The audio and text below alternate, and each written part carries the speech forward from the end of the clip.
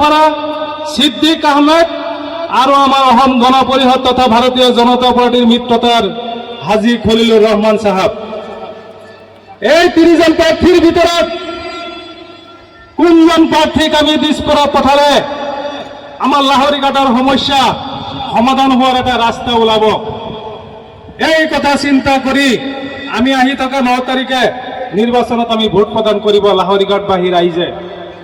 এতিয়া লাহৰীঘাটবাসী ৰাইজ আমি জানো লাহৰীঘাট সমষ্টিত বিগত স্বাধীনতাৰ পিছৰ পৰাই আমাৰ ভাৰতীয় জনতা পাৰ্টিৰ সন্মানীয় সভাপতি ৰামপ্ৰসাদ চৰকাৰ ডাঙৰীয়া কৈয়ে গৈছে যে এই লাহৰীঘাট সমষ্টিত আমি বিগত স্বাধীনতাৰ পিছৰ পৰাই বিশেষকৈ এটা পৰিয়ালৰ এটা ৰাজনৈতিক দলৰ প্ৰতিনিধি আমি দিছপুৰত পঠাইছিলো।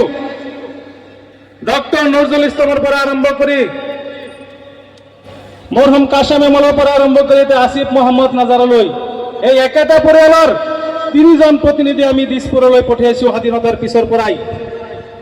সেই পৰিয়ালৰ এজন মন্ত্ৰী আছিলে সুদীৰ্ঘ 15 বছৰ লাহৰীঘাট সমষ্টিত কংগ্ৰেছ চৰকাৰ সময়ত মন্ত্ৰীত্ব পাইছিলে। তেওঁ গুৰুত্বপূৰ্ণ কেইটামান দপ্তৰৰ মন্ত্ৰী আছিলে, সংখ্যালঘু উন্নয়ন, চৰ উন্নয়ন, খাদ্য আৰু অসামৰিক যোগান বিভাগ। আমি শুনিছিলো কেইদিনমান কাৰণে বোলে তেওঁ মুখ্যমন্ত্ৰীৰ দায়িত্ব আছিলে।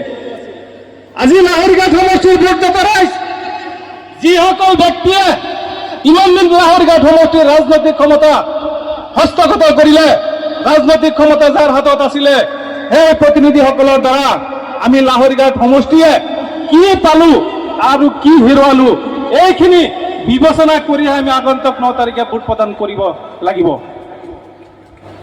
যদি আমি বিগত প্ৰতিনিধিসকলৰ পৰা বানপানীৰ কাৰণে আমি কোনো খেতি বাতি কৰিব পৰা নাছিলো, 4-5 মাহ সময় আমি বানপানীৰ কাৰণে যথেষ্ট অসুবিধাৰ সন্মুখীন হৈছিলো।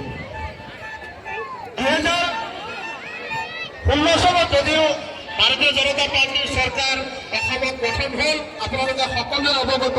এই বগলী পাৰতে 2016 চনত 2016-17 বানপানীৰ সময়ত মানুহখিনিৰ কি অৱস্থা হৈছিল, আমি নিজে দিন ৰাতি একেকাৰ কৰি মানুহখিনিক সুৰক্ষা দিয়াৰ কাম আমি কৰিছিলো।